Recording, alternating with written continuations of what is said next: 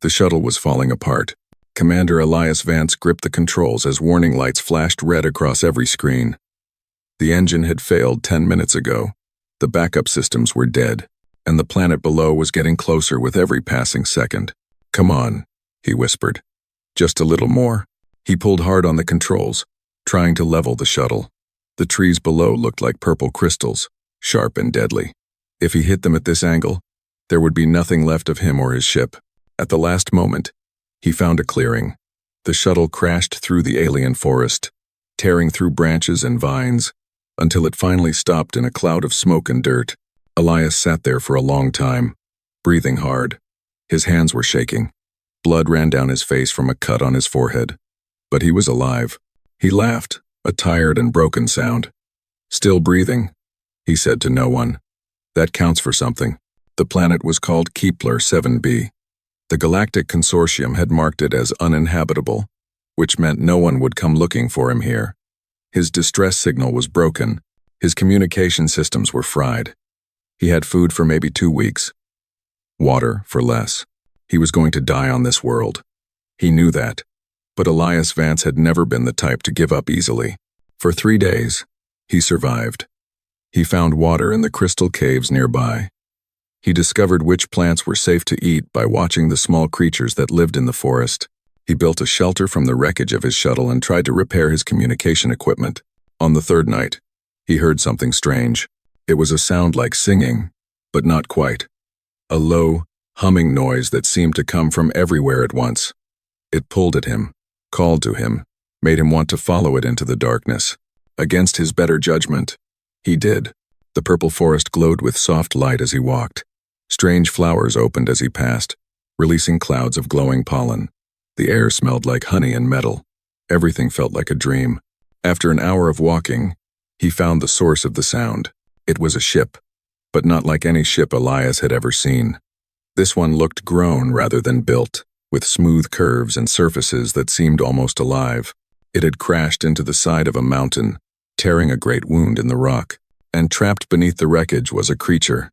Elias stopped breathing. It was enormous, 40 feet long, maybe more, with scales that shimmered in colors he had no names for. Great wings lay crushed beneath metal beams. A long neck stretched across the ground, and at the end of it was a head with eyes that burned like golden fire. A dragon. Elias had heard stories, of course. Every species in the galaxy had legends about the great ones, the ancient beings who had built the jump gates and seeded life across the stars. But they were just stories, myths. No one had seen one in thousands of years, yet here one was, dying in front of him.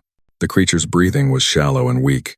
Energy leaked from wounds in its side, flowing like liquid light that pooled on the ground before fading away. Smaller creatures circled nearby, waiting for the great beast to die so they could feed. Elias should have walked away. Every survival rule he knew told him to leave.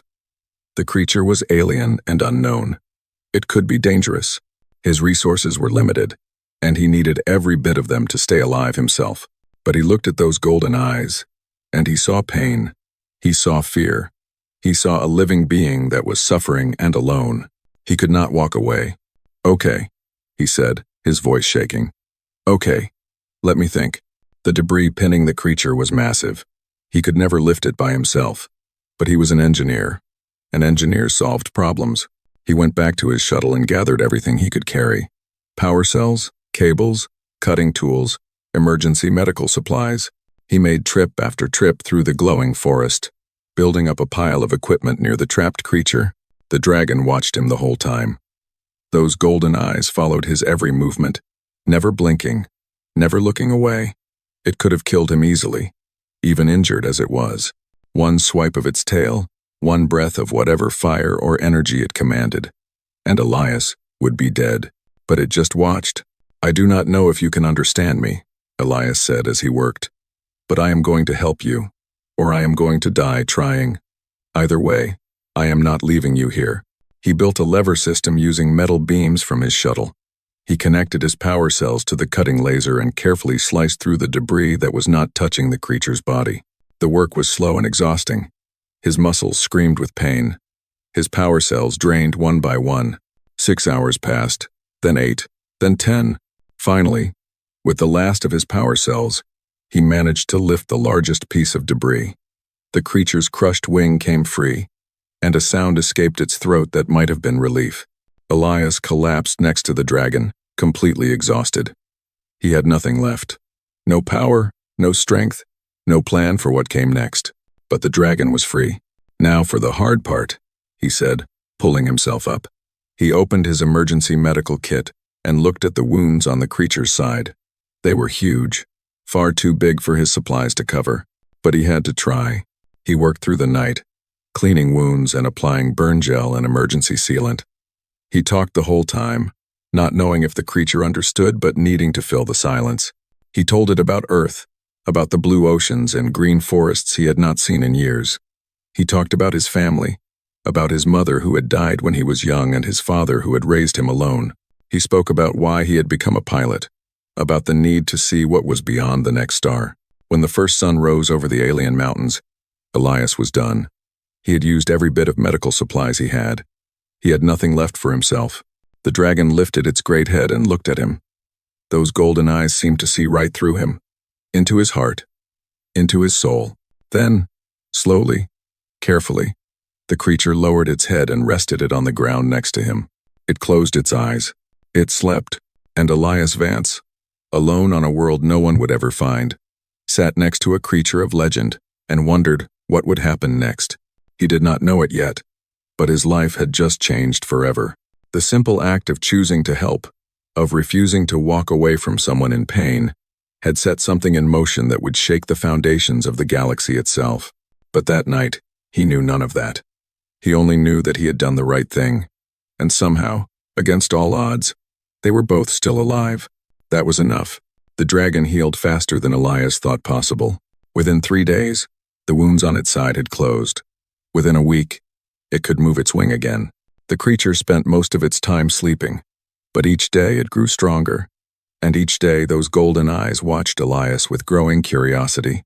Elias, meanwhile, was running out of food.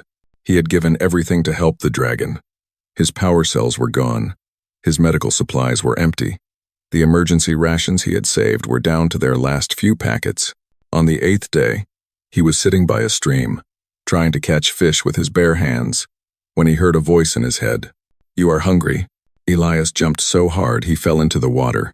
He came up gasping and looked around wildly. But there was no one there, just the purple forest and the crystal rocks and the distant shape of the dragon watching from the hillside. "Do not be afraid," the voice said. It was warm and vast, like standing in sunlight after a long winter.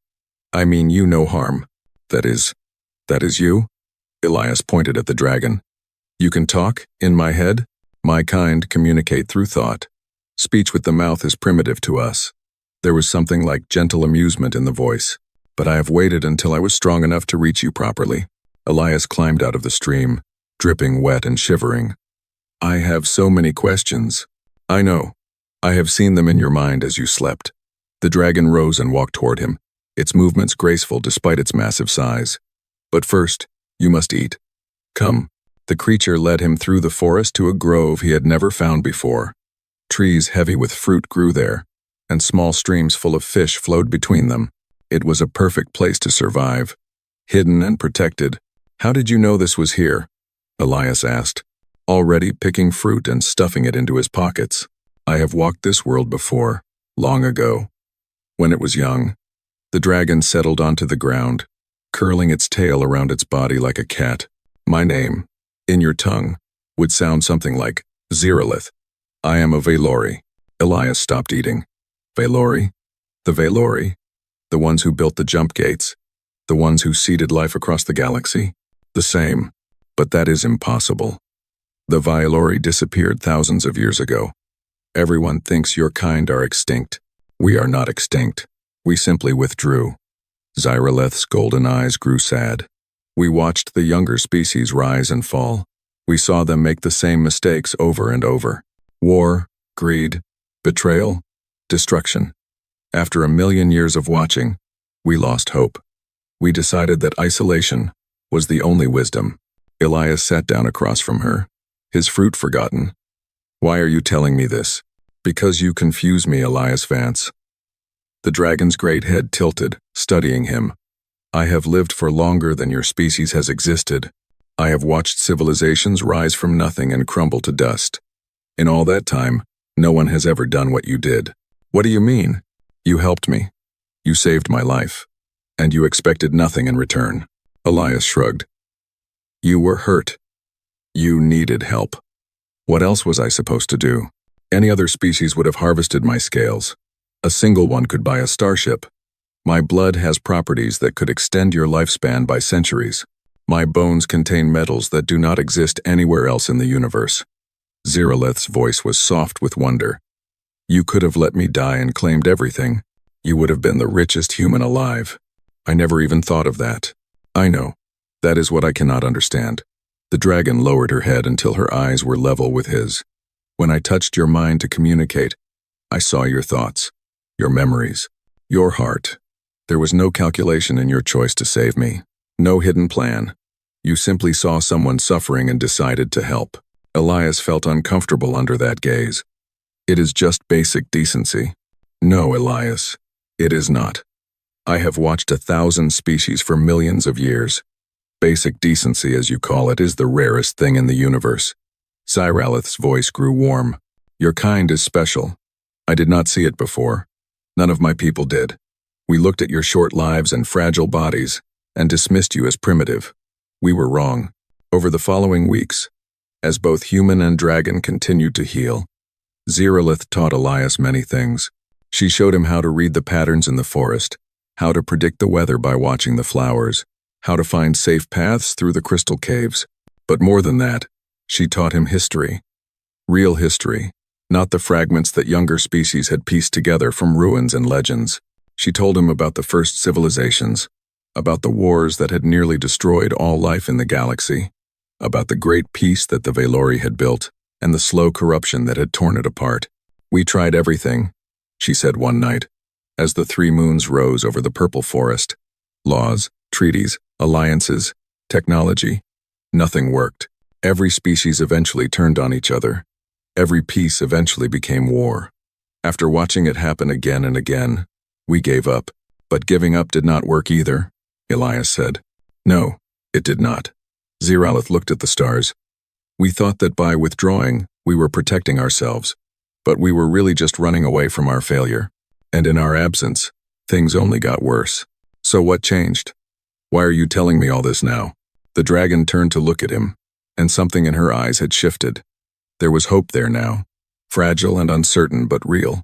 You changed things, Elias. One small, fragile human who should have died on this world but chose to save a stranger instead. Her voice trembled with emotion. When I touched your mind, I felt something I had not felt in 10,000 years.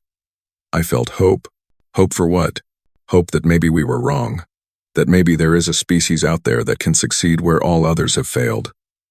That maybe, just maybe, the galaxy can be saved. Elias laughed nervously. That is a lot of pressure to put on one person. Not on you alone. On your entire species. Zeralith rose to her full height, and for the first time, Elias truly understood how magnificent she was. Humanity is young and brief and fragile, but in that briefness, I see something beautiful.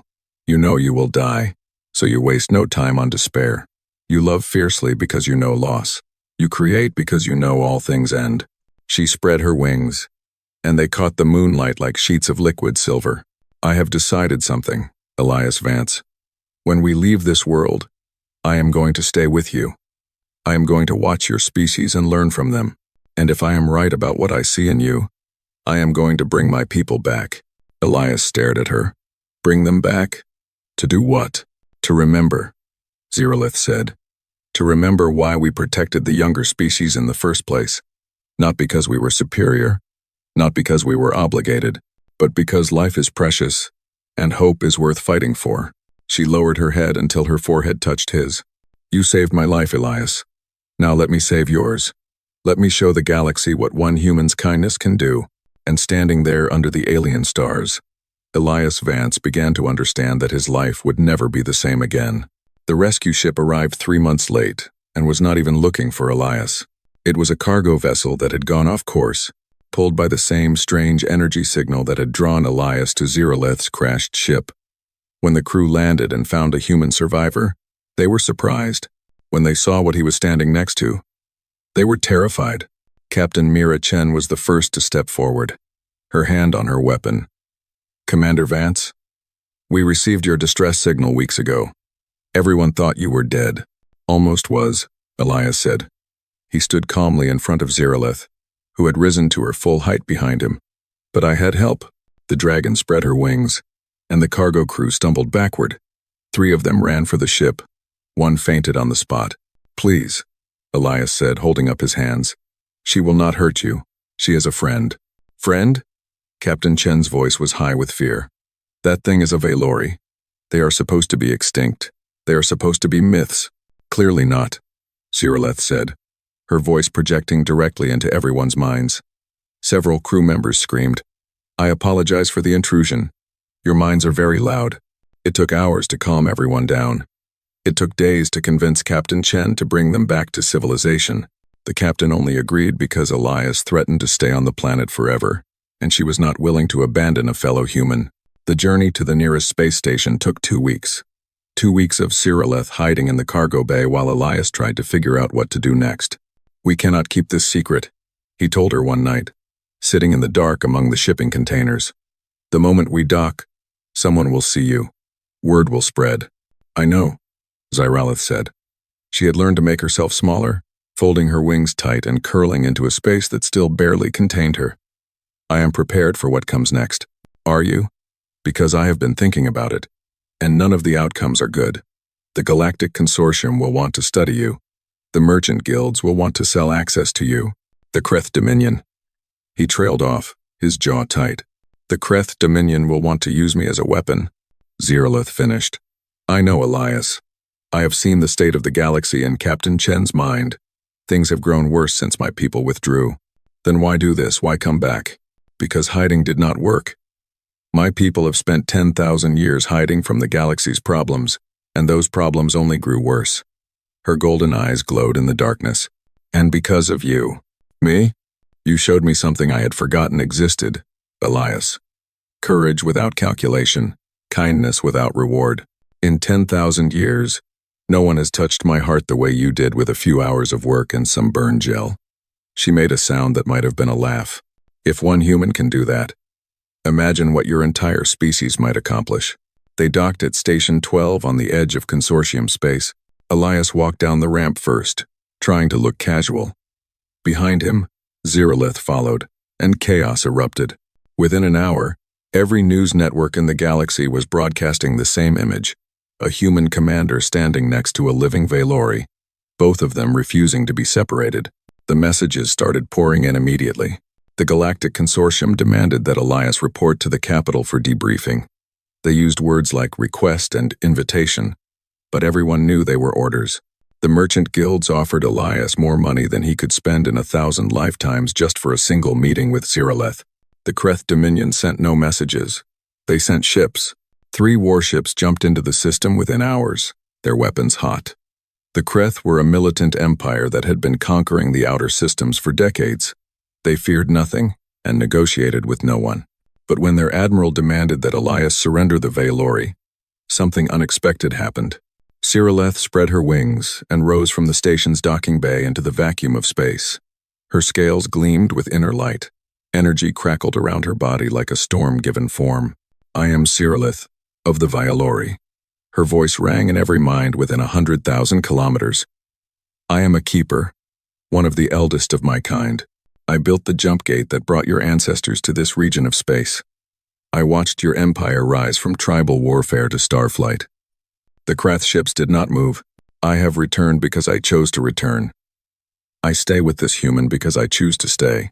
And I warn you now, children of the Kreth, if you threaten him or his kind, you will learn why my people were once called gods." Silence. Absolute silence. Then the Kreth ships turned and jumped away. Elias stared at Zerolith as she floated back down to the station. "Did you just threaten an entire empire?" "I stated facts," she said calmly. "There is a difference." News of the confrontation spread even faster than the original sighting. Suddenly, The galaxy was paying attention to humanity in a way it never had before. A species that had been dismissed as young and primitive now had the attention of the most powerful being anyone had seen in 10,000 years. And more importantly, that being had chosen them. The consortium changed its approach. Instead of demanding, they requested. Instead of ordering, they asked. Ambassadors arrived at Station 12 with gifts and offers of alliance, but Elias turned them all away. "What are you doing?" Captain Chen asked him during one particularly tense meeting. "These are the most powerful people in the galaxy. You cannot just say no to them." "Watch me," Elias said. He had spent weeks listening to Zerolith's memories, learning about the mistakes of the past. He had seen how the great powers had always tried to control the Valori, to use them as weapons and tools. It had never worked. It had only led to disaster. This time would be different. "We do not want alliances," he told the ambassadors. "We do not want special treatment. We just want to be left alone to live our lives." "But the Valori," one ambassador protested. "Surely she has demands. Surely she wants something." Elias looked at Zerolith, who stood behind him in her humanoid form. She had learned to project an image of herself as a tall woman with golden eyes, making diplomacy easier. "What do you want?" he asked her. "I want to learn," she said simply. "I want to understand what makes your species different. I want to watch you grow and change and create." She looked at the ambassadors with ancient eyes. "I do not want power over you. I want to be taught by you." The ambassadors did not understand. They could not comprehend a being with infinite power wanting nothing but knowledge. But Elias understood. "You heard her," he said. "No deals. No alliances. No special treatment. We are just two people trying to figure out the universe together." He walked out of the meeting, and Zerolith followed him. Behind them, the galaxy began to shift. Not through war or conquest or treaties, but through something far more powerful. An idea. The idea that maybe, just maybe, the oldest and wisest beings in existence had something to learn from the youngest and briefest, and that maybe kindness was stronger than any weapon ever built. The Kreeth Dominion did not accept defeat easily. For 2 years after the confrontation at Station 12, they watched and waited. They gathered intelligence. They built new weapons. They made plans. Then they struck. The attack came without warning. 3 human colony worlds hit at the same time, chosen specifically because they were far from consortium protection and had no military value. The Kreeth did not want resources or territory. They wanted to send a message. The message was simple. Humanity was not safe, and their dragon could not protect everyone. New Cascadia was the largest of the 3 colonies. 50,000 people lived there, mostly farmers and miners and their families. They had no warships. They had no weapons beyond basic security systems. When the Kreeth fleet appeared in their sky, they had no hope, or so the Kreeth thought. Elias received the distress signal, while he and Zerolith were studying ancient ruins on a dead moon 3 systems away. His face went pale as he read the message. 3 colonies, he said. Thousands of people. The Kreeth are demanding we surrender you, or they will destroy everyone. Zerolith stood very still. They are using your people as hostages. Yes, because they know you will not let innocents die. Yes. The dragon closed her eyes. For a long moment, she did not speak. When she opened them again, there was fire in her gaze. Then we saved them. All of them. They flew faster than any ship should have been able to fly. Zerolith wrapped herself around Elias's small vessel and pushed it through the void with her own energy, crossing distances in hours that should have taken days. But even as they flew, Elias knew they could not reach all 3 colonies in time. They had to choose. New Cascadia, he said. It is the largest, the most people. The other 2 colonies, I know. His voice was heavy. I know. They arrived at New Cascadia to find a battle already in progress. The Kreeth had sent 10 warships to crush a farming colony. They expected no resistance. What they found instead was something that would become legend. The colonists had refused to surrender. Using mining equipment, they had built makeshift weapons. Using transport ships, they had created barriers and interference patterns. Using nothing but courage and desperation, 50,000 civilians were fighting a professional military force, and they were losing. Slowly, inevitably, they were being pushed back, but they would not stop. Elias watched from his ship as a cargo hauler deliberately crashed into a Kreth destroyer's weapons array, its pilot sacrificing himself to protect the evacuation ships behind him. He saw farmers with mining lasers holding a defensive line while children ran to the shelters. He watched a doctor keep working in a burning hospital, refusing to leave her patients. "They are dying," he said, his voice breaking. "They know they cannot win, but they are still fighting." "Yes," Cyrilleth said, and something in her voice had changed. She left the ship without warning, flowing into space like a river of light. Her true form was revealed now. 40 feet of scales and wings and ancient power. Energy gathered around her body, building and building until she blazed like a small star. The Kreth fleet saw her coming. They turned their weapons toward her, unleashing everything they had. It did not matter. Cyrilleth tore through their formation like wind through leaves. She did not destroy the ships. She was precise, surgical, targeting weapons and engines while leaving life support intact. One by one, the Kreth warships went dark, left floating and helpless. In 15 minutes, the battle was over. Elias landed on New Cascadia's main settlement to find chaos and celebration mixed together. People were crying and laughing and holding each other. The wounded were being carried to medical stations. The dead were being mourned. The colony's governor found him in the crowd. She was a tough woman with gray hair and burn scars on her hands, and she was weeping openly. "We thought we were dead," she said. "We thought it was over. But we decided that if we had to die, we would die fighting. We would die protecting our children." She looked up at Cyrilleth, who had landed nearby and drawn a crowd of staring colonists. And then she came. "Why did you fight?" Elias asked. "You had no chance. You could have surrendered." "Surrender to what? The Kreth would have killed us anyway, or made us slaves. At least fighting, we had a choice. At least fighting, we were human." Elias thought about that for a long time. Later, after the wounded were treated and the dead were honored, Cyrilleth asked him to walk with her. They went to a hill overlooking the colony, where the purple sunset painted the sky in colors not so different from Kepler 7b. "I have watched species fight before," Cyrilleth said. "I have seen wars that lasted centuries and battles that destroyed worlds, but I have never seen anything like what happened today." "What do you mean?" "Those people knew they were going to die. They had no hope of victory. Any rational calculation would have told them to surrender." She turned to face him. "But they fought anyway. Not for glory, or power, or territory. They fought for each other, for their children, for the simple right to choose how they would face death. That is who we are," Elias said quietly. "We are small and brief and fragile.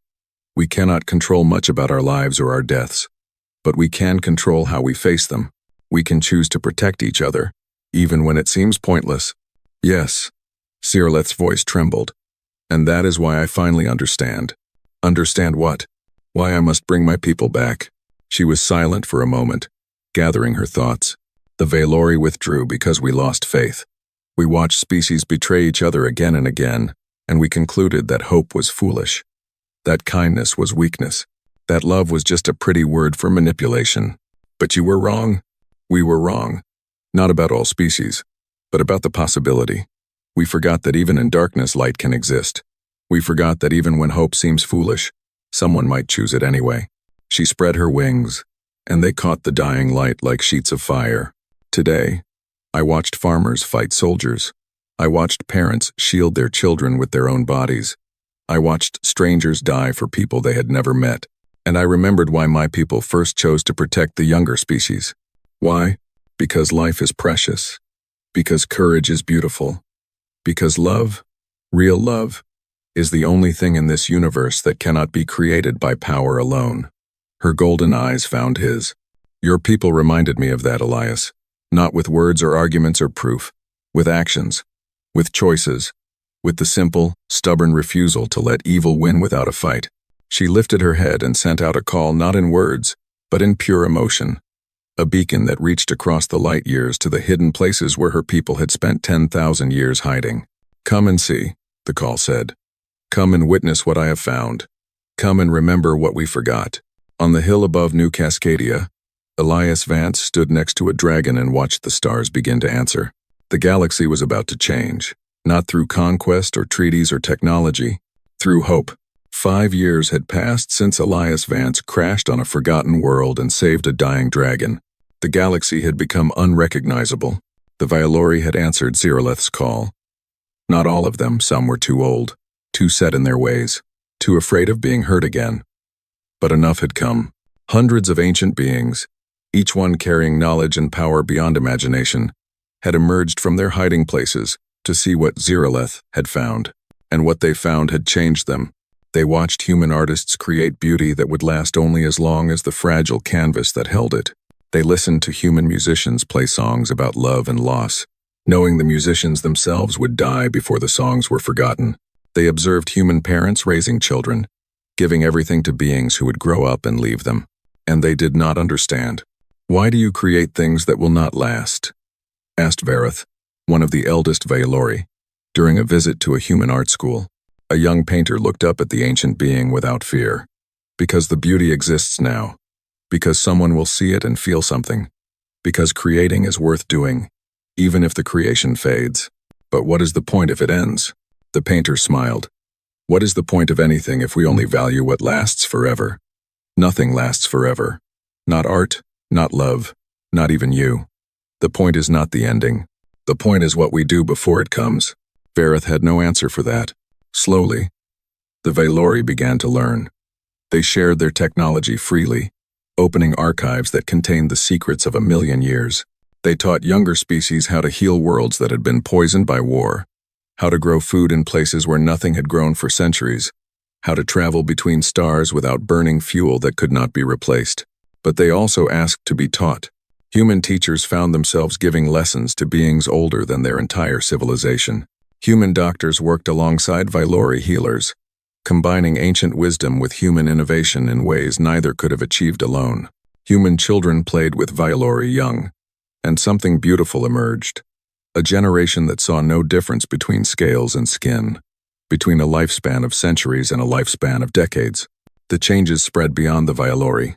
The Galactic Consortium reformed itself, abandoning the corruption that had rotted its core for generations. The Kreeth Dominion collapsed not from outside attack, but from within. Its own citizens, seeing what was possible, chose diplomacy over conquest. Species that had warred for centuries found themselves sitting across tables from each other, guided by Vailori patience and human optimism. And at the center of it all stood Elias Vance. He never asked for power. He never sought attention.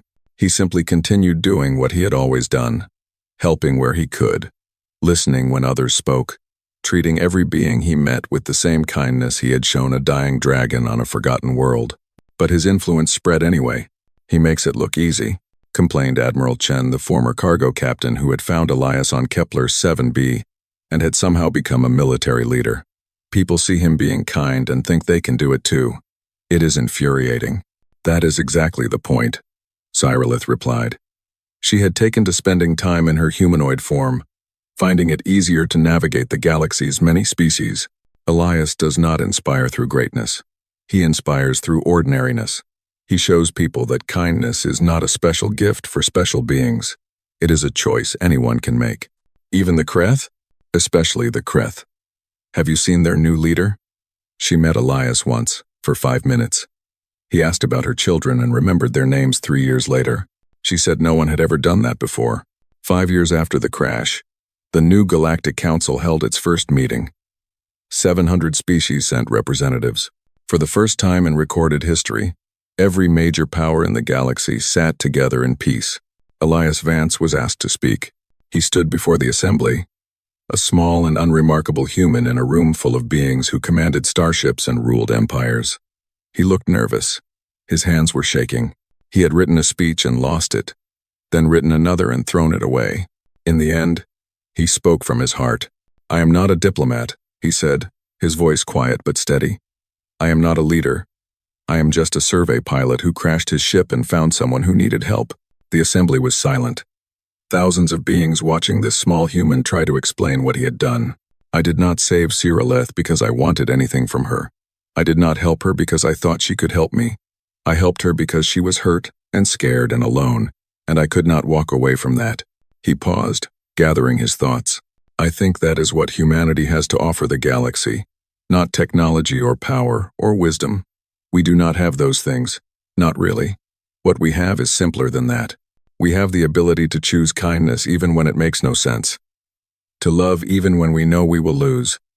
To hope even when the evidence says hope is foolish. He looked out at the assembly. At the Vialori who had lived for millions of years and the species who had only discovered starflight a generation ago. I know we are young. I know our lives are brief. I know that to most of you, we seem like children playing at being adults. But maybe that is okay.